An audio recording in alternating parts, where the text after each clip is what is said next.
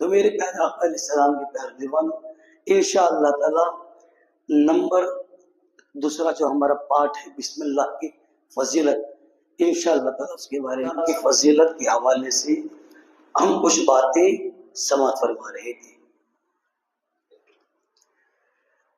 جہنم سے نجات ملتی ہے بسم اللہ الرحمن الرحیم کی تلاوت سے۔ حضرت ابن عباس رضی اللہ تعالیٰ عنہ سے روایت ہے کہ تاجدار مدینہ صلی اللہ تعالی علیہ وسلم نے ارشاد فرمایا، جب استاد بچے سے کہتا ہے، بغور آپ سمجھ فرمائے، جب استاد مدرسے میں پڑھانے والا استاد جب بچے سے کہتا ہے بسم اللہ الرحمن الرحیم، تو آقا علیہ السلام فرماتے ہیں استاد، بچے اور اس کے والدین، کیا فرمایا؟ استاد اور وہ بچہ جو بسم اللہ پڑھ رہا ہے اور اس کے والدین، صرف باپ نہیں ماں بھی، صرف ماں نہیں باپ بھی، والدین کے لیے اللہ رب العزت جہنم سے نجات لکھ دیتا ہے۔ بسم اللہ کی فضیلت بے حساب ہے، ہم پڑھنا نہیں چاہتے۔ اگر روزانہ اگر 10 مرتبہ بھی اگر بسم اللہ کا ورد کر لیں، کتنی مرتبہ؟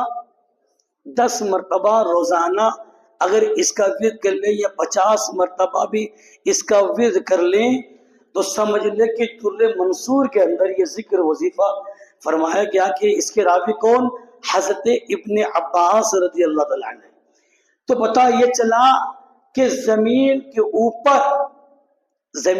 اوپر بیٹھ کر جب بندہ بسم اللہ الرحمن الرحیم اچھے انداز میں، پڑھانے والا بھی، پڑھنے والا بھی، پڑھنے والوں کے ماں باپ بھی، اللہ ایک انہیں بخش رہا ہے، یہاں جو استاد پڑھا رہا ہے اس کو بھی بخش رہا ہے، جو بچہ پڑھ رہا ہے اس کو بھی بخش رہا ہے، اور جو اس کے والدین ہیں اللہ رب العزت انہیں جہنم سے نجات لکھ دیتا ہے۔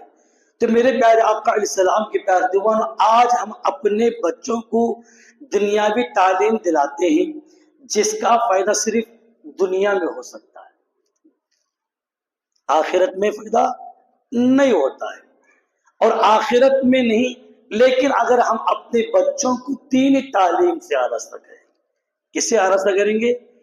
دینی تعلیم سے آراستہ کریں گے، اپنے بچوں کو مدرسے بھیج دیں گے، بچے کی زبان سے نکلے ہوئے پہلے الفاظ کی برکت سے بخشش کا پروانہ مل جاتا ہے۔ سبحان اللہ۔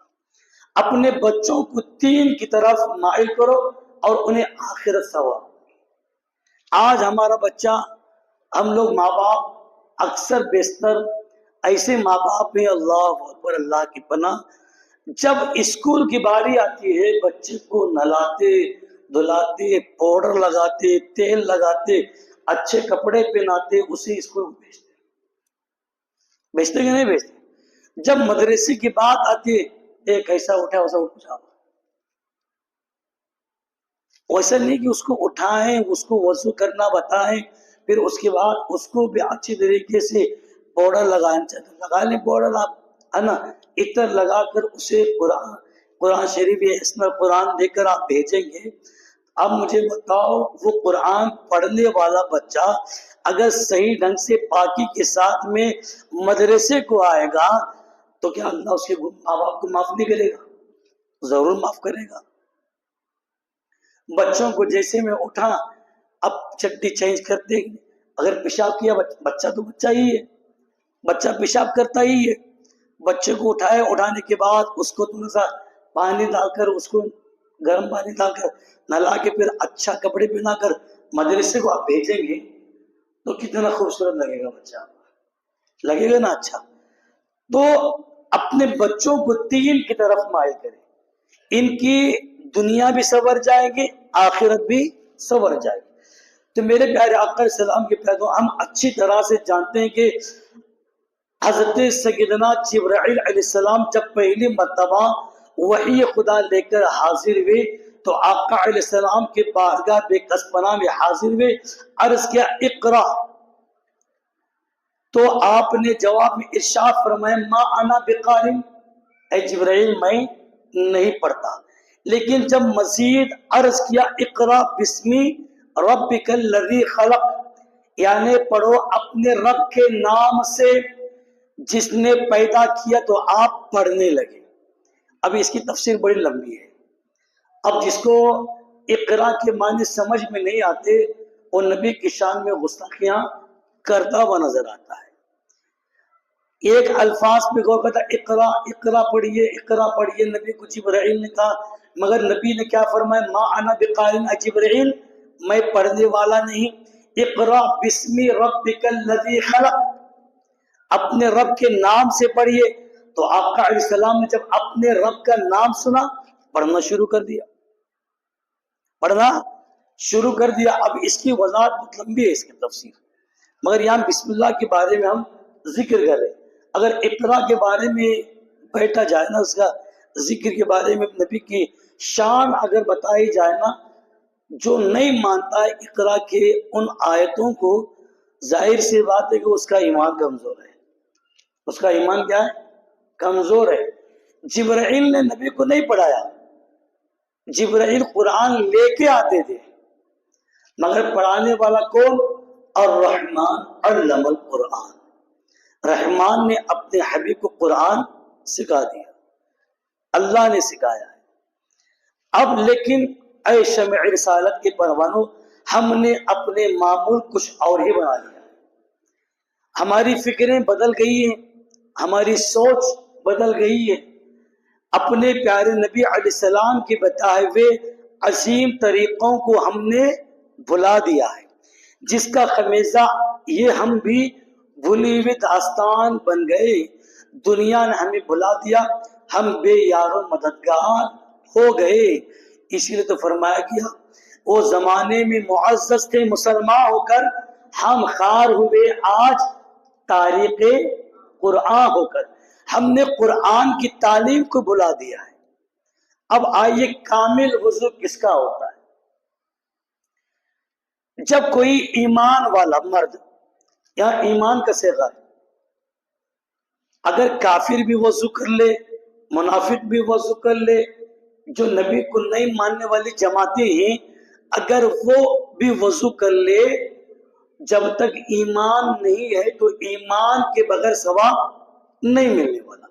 یہاں آگے ذکر فرمایا گیا جب کوئی ایمان والا مرد یا عورت وضو کرنے سے پہلے، وضو کرنے سے پہلے مرد ہو یا عورت وضو کرنے سے پہلے بسم اللہ الرحمن الرحیم یہ پڑھ لے تو اعضائے وضو سے پانی دھل جاتے ہیں، ساتھ ہی ساتھ اس کے گناہ بھی جھڑ جاتے ہیں۔ سبحان اللہ۔ اب دیکھیں وضو میں کتنی برکت ہے۔ ابتدا ہماری گناہوں کے جھڑنے کی وضو ہے، ابتدا ہماری گناہوں کے جھڑنے کی ذریعہ وضو ہے۔ اعضاء تو دھلتے ہیں مگر بسم اللہ پڑھنے کی برکت سے اس کے گناہ جھڑ جاتے ہیں، اور اعضاء وضو کے سوا بدن کے دوسرے حصے پر جہاں وضو کا پانی نہیں پہنچتا اللہ تعالیٰ اسے اپنے رحم و کرم کے پانی سے دھل دیتا ہے۔ سبحان اللہ۔ اب بتائیں رب کا بڑا کتنا کرم ہے۔ وضو بھی اللہ کو راضی کرنے کے لیے کرنا ہے، یا میں وضو کروں گا مکمل اچھی طریقے سے وضو کروں گا، شاید میرا رب مجھ سے راضی ہو جائے، میرا رب مجھ سے راضی ہو جائے تاکہ میرے گناہ دھل جائے اور مجھے دامن میں لے کے۔ جب وضو میں جب گناہ جھڑ جاتے ہیں، اب مجھے بتاؤ جب بندہ نماز اچھی پڑھے کیا اس کے گناہ نہیں دھل جاتے؟ اس کے بھی گناہ دھل جاتے ہیں۔ اے شمع رسالت کے پروانوں، دیکھا آپ نے بسم اللہ الرحمن الرحیم کی برکت ہمیں اور آپ کو چاہیے کہ وضو کرنے سے پہلے بسم اللہ الرحمن الرحیم پڑھنا چاہیے۔ ہر عضو کو دھوتے وقت بسم اللہ پڑھتے رہیں، ضرور بضرور پڑھ لیا کریں، اللہ تعالیٰ اپنے حبیب صلی اللہ تعالیٰ علیہ وسلم کے صدقے اور طفیل میں ہمارے گناہوں کو معاف فرما دے۔